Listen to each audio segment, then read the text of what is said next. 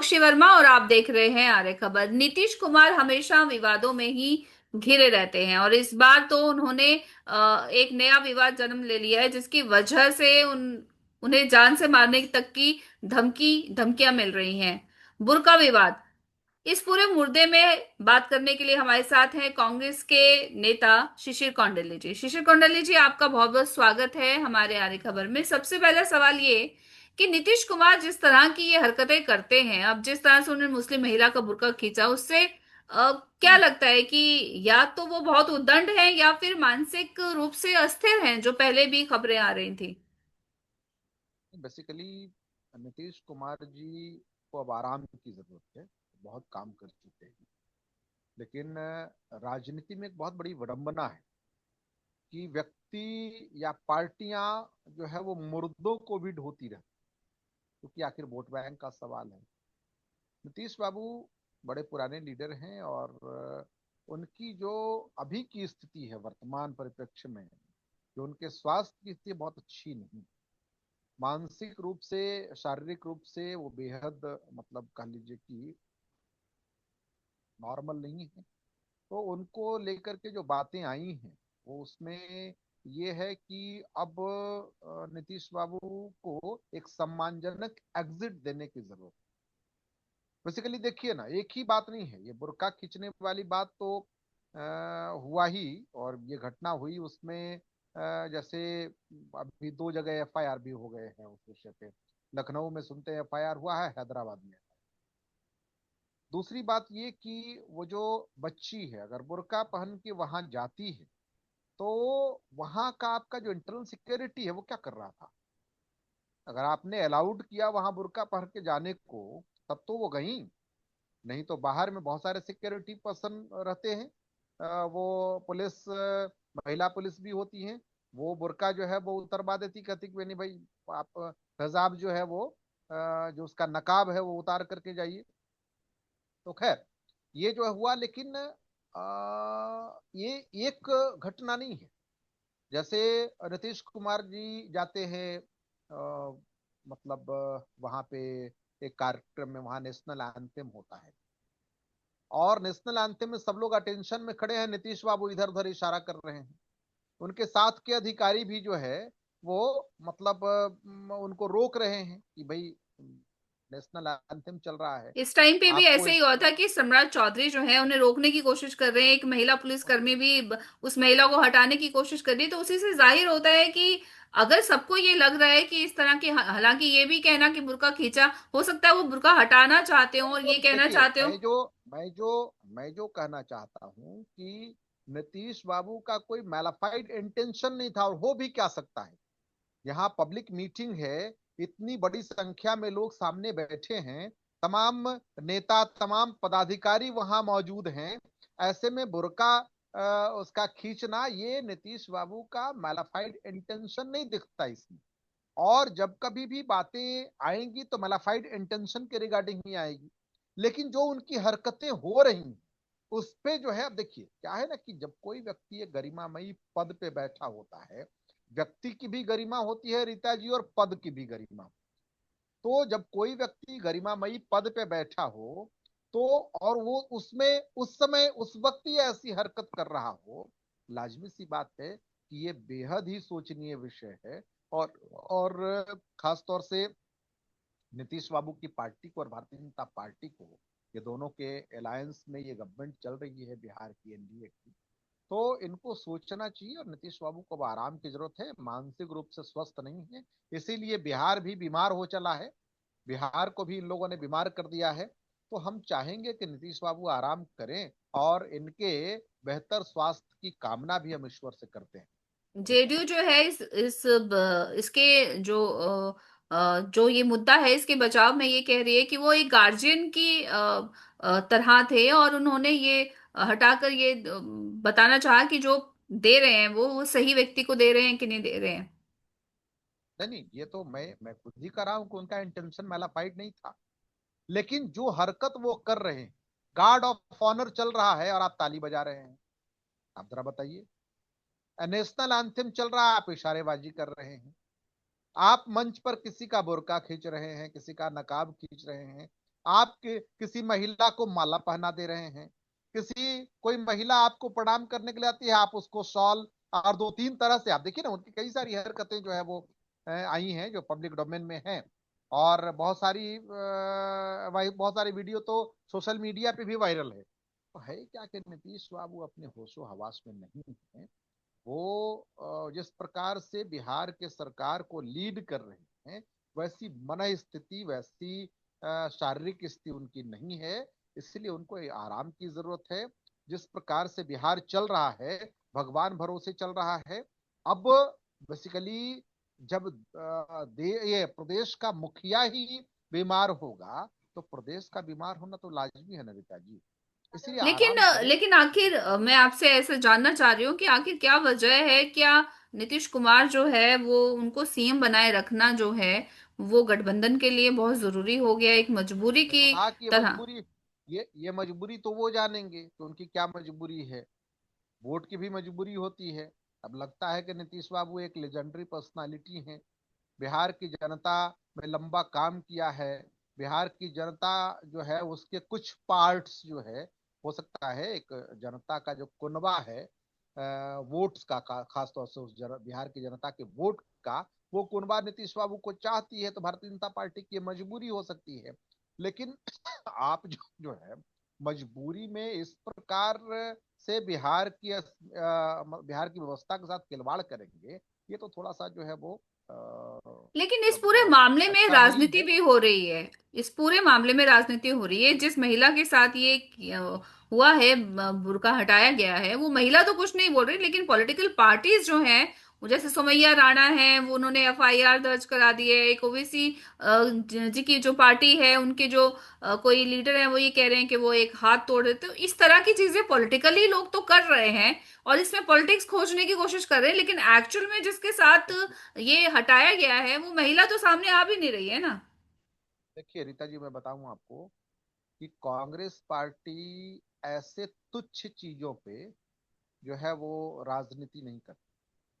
ये नैरेटिव बनाना भारतीय जनता पार्टी का काम है। भारतीय जनता पार्टी इस प्रकार का नैरेटिव बनाता है। और देखा है हम लोगों ने, बताइए ना, कि कोई सिरफिरा कहीं कोई कार्यक्रम खत्म होने के बाद कांग्रेस पार्टी के मंच से गाली दे दिया प्रधानमंत्री मोदी जी की माता जी।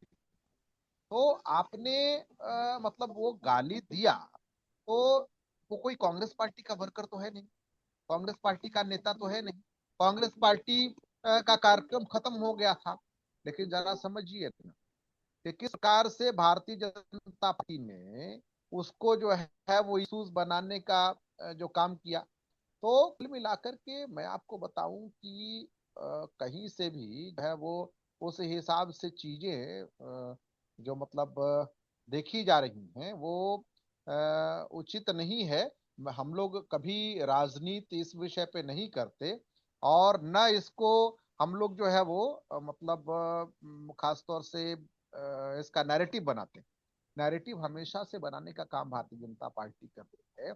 और वो छोटे से छोटे चीजों का नैरेटिव बनाती है, छोटे से छोटे चीजों के लिए तुच्छ राजनीति करती है। क्योंकि भारतीय जनता पार्टी का चाल चेहरा और चरित्र जो है ना, बेहद सस्पिशियस है। कांग्रेस पार्टी को आपने देखा होगा, हम अभी भी नीतीश बाबू के खिलाफ बयान नहीं दे रहे हैं। हमने क्या कहा कि उनका इंटेंशन मैलाफाइड नहीं था। उनका जो इंटेंशन है वो कहीं से ही मैलाफाइड नहीं है। और मैलाफाइड हो भी कैसे सकता है जहां इतने लोग हों। वो तो जस्ट एक अभिभावक की भूमिका में वहां थे, और उन्होंने जो है बुर्का हटाने का काम किया। लेकिन जो वो कर रहे हैं और जिस प्रकार से उनकी हरकतें हो रही हैं, एक जगह नहीं, कई जगहों पे ऐसा उन्होंने किया है, वो बेहद ही जो है वो आपत्तिजनक है। और इस पे जो उनकी पार्टी है और जो भारतीय जनता पार्टी है, उसको सोचना चाहिए, और उनकी एक सम्मानजनक एग्जिट होनी चाहिए। हम लोग तो ये मांग। मेरा सवाल यही था कि और जो पॉलिटिकल पार्टीज हैं वो जिस तरह से इस मुद्दे को उठा रही हैं, बार बार उठा रही हैं, धमकियां मिल रही हैं उनको, उस पे कांग्रेस का क्या स्टैंड है? नहीं नहीं, बेसिकली जो पॉलिटिकल अब उनकी पार्टियां सुरक्षा उठा भी रही बढ़ा हैं, दी गई है। जी जी। नहीं नहीं, जो पॉलिटिकल पार्टियां उठा रही हैं, वो उनका मामला है, आप सवाल उनसे पूछिए। हमारा स्टैंड बिल्कुल क्लियर है कि मुख्यमंत्री जी जिस प्रकार से हरकतें कर रहे हैं, उनको बेहतर स्वास्थ्य लाभ की जरूरत है। हम लोग ईश्वर से कामना करते हैं कि उनको स्वस्थ रखें और वो अपना बेहतर इलाज करवाएं। और कुल मिलाकर के उनके उनकी जो स्थिति है और उनकी जो अवस्था है, उस अवस्था के मद्देनजर हम लोग ये चाहते हैं कि नीतीश बाबू की सम्मानजनक एग्जिट हो, क्योंकि वो बिहार को भी बीमार कर रहे हैं। क्योंकि इस प्रदेश का मुखिया ही जब अपनी मन स्थिति में नहीं है, तो प्रदेश का क्या हाल है रीता जी, सो तो आप समझ ही रही। इसीलिए इस प्रकार से जो नीतीश बाबू हरकत कर रहे हैं, आज नकाब हटा रहे हैं, कल ताली बजा रहे हैं, परसों इशारा करते हैं वो नेशनल एंथम के समय, तो वो किसी को माला पहना देते हैं, किसी को चादर उड़ा देते हैं, किसी के माथे पे कुछ रख देते हैं। तो ये जो उनका चल रहा है, ये थोड़ा सा जो है वो पद की गरिमा को ठेस पहुंचाती है। और उससे मतलब हम लोगों को एम्बैरेसिंग फील होता है, बिहार की जनता एम्बैरेस्ड होती है। तो कुल मिलाकर के इस पे थोड़ा सा लगाम लगाने की जरूरत है। और नीतीश बाबू, भाई उनकी अवस्था वो है, अब उनको कौन बताएगा, उनको कौन समझाएगा, कौन कहेगा, या फिर कहेगा भी तो वो उस हालात में, साइकोलॉजिकल प्रॉब्लम है, उस हालात में वो है नहीं कि उसको जो है वो समझ पाए। तो एक सम्मानजनक एग्जिट मिले, वो आराम करें और अपना स्वास्थ्य लाभ ले। हम लोग ईश्वर से कामना करते हैं कि उनको बेहतर स्वास्थ्य ईश्वर प्रदान करे। और बिहार से नीतीश बाबू अपने आप को बिहार की व्यवस्था से अलग करें, क्योंकि जो वो कर रहे हैं वो किसी भी राजनेता के लिए, और खास तौर से जिस पद पर वो बैठे हैं, उस पद के लिए तो बेहद अशोभनीय है। बिल्कुल, बिहार इलेक्शन के बाद में जिस तरह से अभी विपक्षी पार्टियों की हार हुई है, उसमें अब कांग्रेस जो है वो किस तरह से रिवाइवल के मोड पर है। देखिए, कांग्रेस पार्टी ने अपने संगठन पे काम करना शुरू कर दिया है। कल से एक मीटिंग की शुरुआत है, और उससे पहले जिलाध्यक्षों की मीटिंग हुई थी। अब कांग्रेस अलग तेवर और कलेवर में काम करने की स्थिति में है, और कांग्रेस अपने बलबूते संगठन को खड़ा करेगी और वोट बैंक को अपने तरफ खींचने का प्रयास करेगी। और उसके लिए काम शुरू हो चुका है, क्योंकि अब बहुत हुआ। और इन लोगों का जिस प्रकार से भी देखिए ना, जीतन राम मांझी जी ने एक बयान दिया है बहुत बड़ा। हम लोग वोट चोरी कर रहे थे, और वोट चोरी पे कैसे वोट चोरी ये लोग करते हैं, उस पर उन्होंने मुहर लगा दी। जीतन राम मांझी जी बिहार से सांसद हैं, केंद्रीय मंत्री हैं, आपको पता है। और उन्होंने जिस प्रकार का बयान दिया, हमारे आरोप को उन्होंने मतलब उस पर मुहर लगा दी। तो कुल मिलाकर के जिस प्रकार से मसला चुनाव आयोग का है, और चुनाव आयोग जिस प्रकार से भारतीय जनता पार्टी के आयोग की तरह काम कर रही है, तो हम लोग उसके लिए भी जनता के बीच जा रहे हैं, अपने संगठन को लेकर के जनता के बीच जा रहे हैं। और जनता में एक बेहतर मैसेज जो है वो देंगे। और सरकार की जो जो नाकामियां हैं, और सरकार चाहे वो केंद्र की हो या राज्य की हो, जो जनता के बीच में झूठ का पुलिंदा लेकर के जाती है, उसको हम लोग सड़क से लेकर के और सदन तक बेनकाब करेंगे। और कांग्रेस पार्टी एक नए कलेवर में आपको दिखेगी बिहार में, और बहुत जल्द ये चीजें जो है वो जमीन पर दिखने लगेंगी रीता जी, विश्वास रखिए। ये जिस तरह से बिहार इलेक्शन हुआ है उसमें राहुल गांधी के नेतृत्व में ये चुनाव लड़ा गया था, तो आखिर ये जो मंथन नहीं नहीं, आपने मैं किया थोड़ा सा होगा। मैं आपको रेक्टिफाई कर दूं। ये इलेक्शन तेजस्वी यादव जी के नेतृत्व में लड़ा गया था।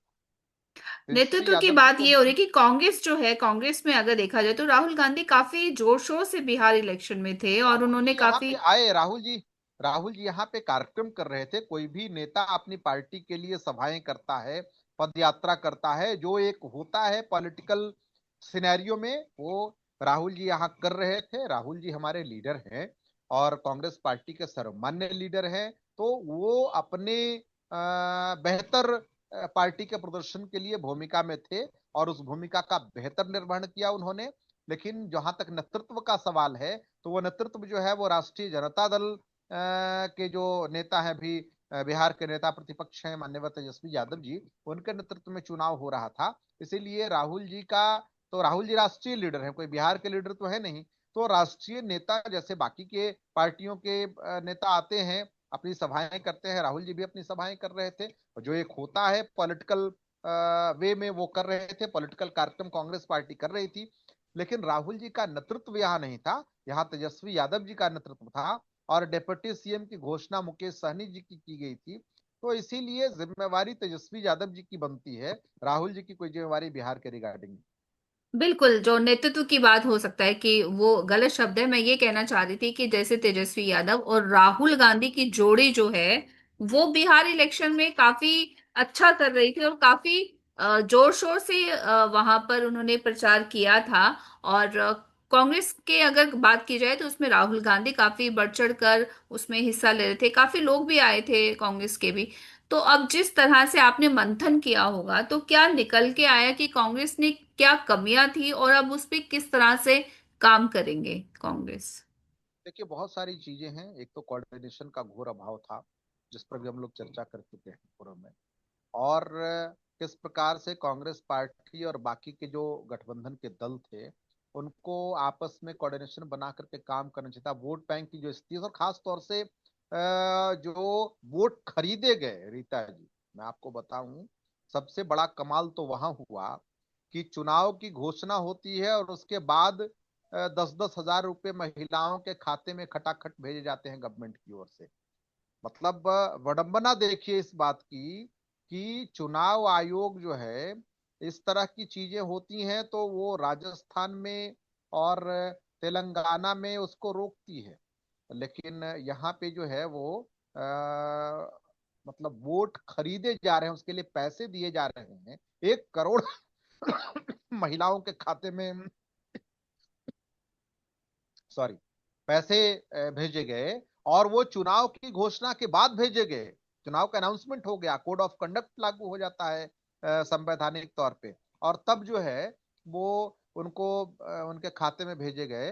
जरा समझिए ये कितना जो है वो किस प्रकार से खेला हुआ है। तो लाजमी है कि जहां चुनाव आयोग ही भारतीय जनता पार्टी के आयोग के रूप में काम कर रहा है, तो वहां कहते हैं ना कि जहां पक्षपात हो, बड़ा अच्छा मुंशी प्रेमचंद ने लिखा है कि जहां पक्षपात हो वहां न्याय की कल्पना भी नहीं की जा सकती है, न्याय तो बहुत दूर की बात।